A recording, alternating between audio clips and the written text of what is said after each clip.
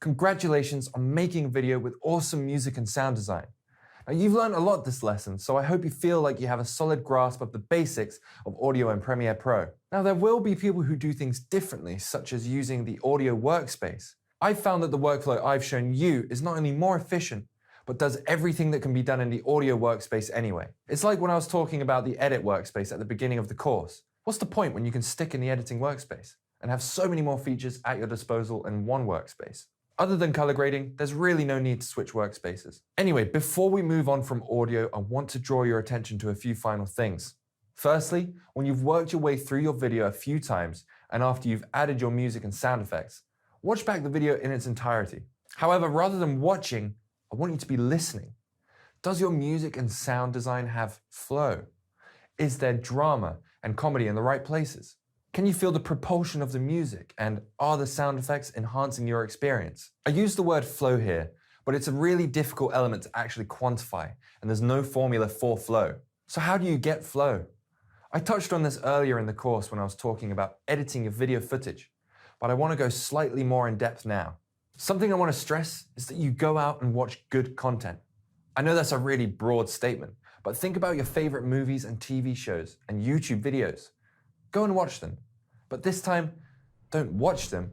Think about what their creators are doing to enhance their creations. How are they using sound effects and music? Once you've revisited a few favorites, just go and watch lots of stuff. Everything you can. If you want to be an editor, you need to consistently be consuming work that's been edited. And I'm not talking about playing video games, as these are not edited experiences in the same way, but films and YouTube. By doing that, and by consuming well-edited content, you will instinctively start to pick up on what has good flow and what doesn't have good flow. Be sure that you're watching and consuming everything you can, and don't just stick in one lane. If you love Minecraft videos and those are all you watch, then those are often edited in a specific way. Make sure to stretch yourself and watch a few films. You might notice that the music flows much better, and then you might want to bring that into your videos. And then maybe everything improves and you're just making better videos. And don't stick to one sort of film. Be daring and creative.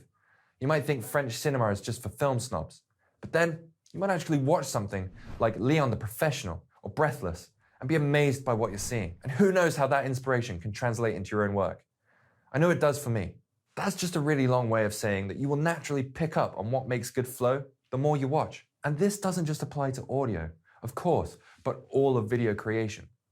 The more you actively consume, by which I mean you're thinking about the filmmaking and editing process when you watch, the better you will become as a filmmaker and editor. Actively watching videos will really help. Now back to some more quantifiable tips and tricks with audio.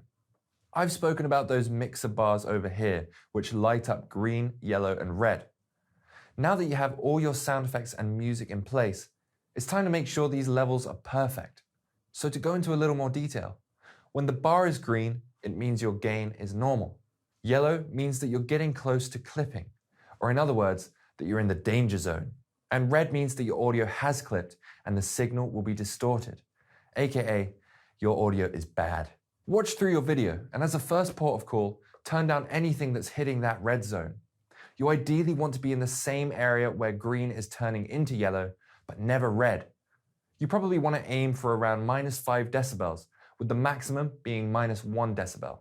If you're finding that by turning down the volume, some audio and other parts of the same clip are now unhearable, you need to use a compressor. This is what we spoke about in the last section. Remember, a compressor squashes the volume so that it's within a certain range. Okay, so what if you've used a compressor to increase the volume of the quiet bits, but now the loudest volume is still clipping? Now we can use a limiter. To do this, go back into the audio track mixer and find the audio track that's way too loud. Make sure your effect options are open in the audio track mixer, which means having these gray boxes. And from the drop-down menu, choose Hard Limiter. By simply moving this knob up and down, you set a limiter. So let's say we don't want this audio track to go above -10 decibels. Dragging this to -10 will mean the track never goes above -10 decibels in volume. Now if we move that to -1, any volume that would normally go above -1 would not go above that number. If we then go into the controls of the limiter and bring up this box in the middle of the screen, you can then change the volume limit here. The limiter also has an input boost option, which adds gain to the entire track, but your track will also still hit that limit. It's another way of compressing your volume. A limiter is probably the only effect potentially worth adding to the master audio track.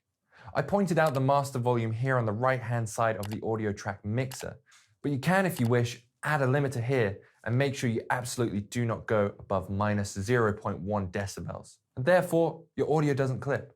But I want to just warn you about a few things when using these tools. Overly compressing your audio can ruin the quality of the audio. It can make everything sound really muffled and distorted. For instance, if you're recording a voiceover in a room with any sort of hum in the background, turning up the decibels of the track will make that hum even louder. And even if you're limiting the volume, the hum will now sound much louder in comparison to your voice, and therefore muddying the audio. You can try and use an EQ to get around this, but then you risk losing the weight of your own voice. It's these sorts of risks that you face when using limiters and compressors, and even EQs. Use these tools because they will make your audio better, but be mindful and careful when using them. They need to enhance your audio rather than take away from it.